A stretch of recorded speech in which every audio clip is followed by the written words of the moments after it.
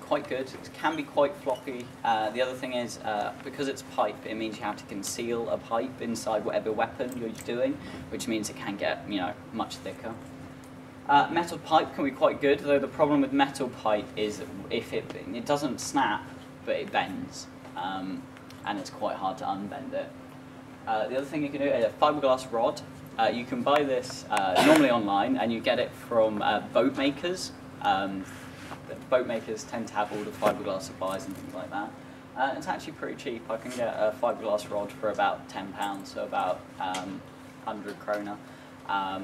And it's such a weird material because it's one of the few sticks that you'll hold in your life that can be as tall as yourself.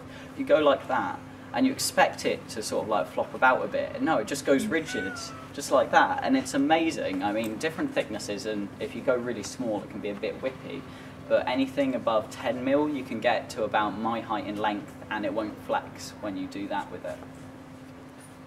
For blades, so what you'll actually glue around the middle rod, insulation foam. Oh geez, you're Norway, you know all about insulating houses. You know the hard foam that's either yellow or pink that you get in hardware places, that can be carved into different shapes. I've seen some amazing cloud balls made out of it. Just a big old block of foam with like a PVC pipe down the middle, carved into shape.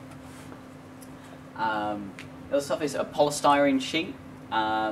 Not so good for carving. Also, it makes your house covered with snow. So you need to keep like a hoover nearby to fill it with like bean balls. But it's very lightweight and it's pretty cheap as well. The other stuff is mount board. You can use cardboard to like construct the shape so it's a hollow inside with the tube running down the middle. And the other stuff you can do is, the camping mat rolls. In the UK, you can buy these from Poundland, so like really cheap. Just any kind of like foam squishy thing is really great for just layering it up and gluing together. Here's an example. This is one of the first big swords I ever made. It is Soul Edge from Soul Calibur. It was PVC pipe, and to weight the hilt, we hammered a lump hammer down the back, so it had like the weight at the bottom. And then it was 2 bits of polystyrene glued together, and then we carved it to shape with a knife. One trick you can do with polystyrene is if you can hold it on your cooker on an open flame, and you can carve down into it because it melts it as it goes. However, the fumes it releases when it does that are really bad for you. So like outside kind of job. Also, you wreck the knife you use. Don't use like your mum's kitchen knife, special one, or your dad's. Let's not be sexist here. And just sort of carve into shape. Then we covered it in masking tape because it was a little bit bubbly and rough, but that was all right. And then we paper machéed it with, in the UK, the book with all of the numbers in is called the Yellow Pages, so we've dubbed it the Yellow Page Edge. And then it was just paper machéed and painted. Unfortunately, I don't have a final picture of what this one looked like. But I look back at it now and be like, actually, as far as things go, it wasn't that shit. Well done, past me. Yeah. Normally, I just want to punch past me in the face. Right, big swords, either seal with PVA, gesso, paper mache, if the shape's kind of awkward. If the texture's really rough, you can use masking tape. I don't recommend using duct tape to like seal things into place, just because duct tape shows through everything. Just the like weave of it or something like that, you can just see like no matter what you cover it on top afterwards, it just tends to look bad. However, I did just make a big O mecha suit out of duct tape, so I do believe in its glory. Do you have this in Norway? Duct tape's amazing. It fixes everything. Yes, it does. Then once that's done, paint it all black. Make sure there's no like bits of white showing through, and then paint it with metallic acrylics or spray. I use a technique called dry brushing, which is basically a tiny little bit of metal acrylic paint on a brush. Dab it so there's barely any paint, and then just sort of gently polish over the edges. It's a tricky one unless you see it done. The best thing I recommend if you want to learn a little bit about painting techniques is go into, in the UK, it's games workshops, the little Warhammer figures. We have that in Norway too. Yeah, you've got them as well. Fantastic. My story won't be shit. you can go in, and if you buy one of the models, one of the guys will normally normally know about how to paint them really well, and you can learn how to paint on these tiny little models. The exact same techniques they use to get the really cool metal effects on the little models is exactly what you need to use on bigger props. And what they tend to do is they spray paint in black first. It's like Chaos Black. And then the names for all the paints are just so like, it's aimed at like tough manly men who don't do arts and crafts. And then you seal it off with Purity Seal at the end. That's the other name of the final one. Though Warhammer paints are actually excellent. They're really good high quality acrylics. So if you've got a small project, I recommend working with those. Though with dry brushing, a little does go a long way. The armour I showed you back at the beginning, there was like 4 of us in like gold armour suits. That was a tube of acrylic about this big, painted all of those suits just because so little is used just to get the metallic effect. Right, guns. Sorry, I'm probably rambling too much and will overrun on this panel.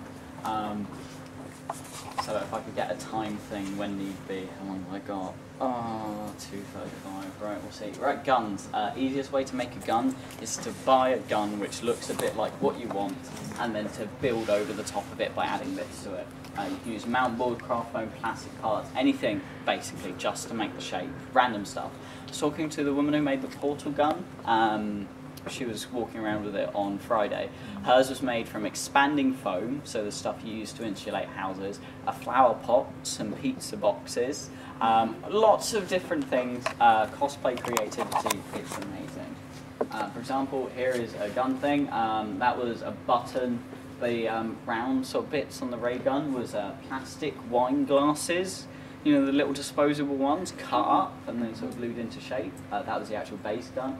And then I have a friend whose mother's a nurse, so I had some medical tubing because they were a bit like, yeah, my mum like has some of this from her work. Would you like some? I was a bit like, medical tubing. Yeah, all right, cool. It's interesting.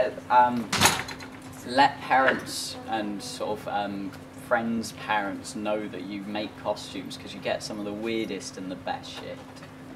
Right, and I'm really sorry about the bedspread that I took the picture of this on. It's quite you can see the guns getting closer and farther away from it the more you stare at it. However, and then you painted it and it looked okay. There we go. Right, big guns. Best made PVC tubing or big cardboard tubes. Using plastic pipe anywhere that does plumbing stuff.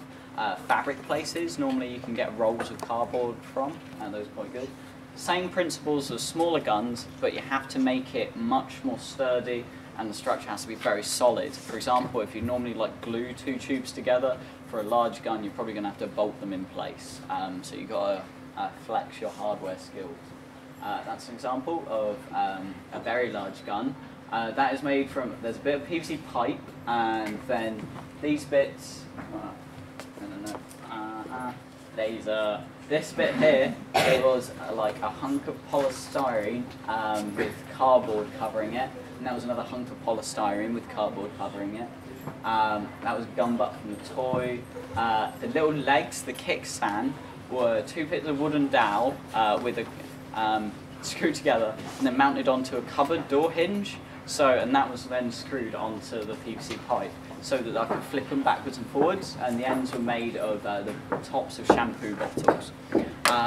So lots of different things, all to make that. The post was then awkward. The post was a little awkward. Yeah, a little bit. It's a very short skirt. Huh? That's about right. Yeah, that's me. That's me when I was 16. Can we see it again? Can we see it again? Oh, jeez, you make me blush. Now, come on, we've only got like a couple minutes left for the panel. Let's move on.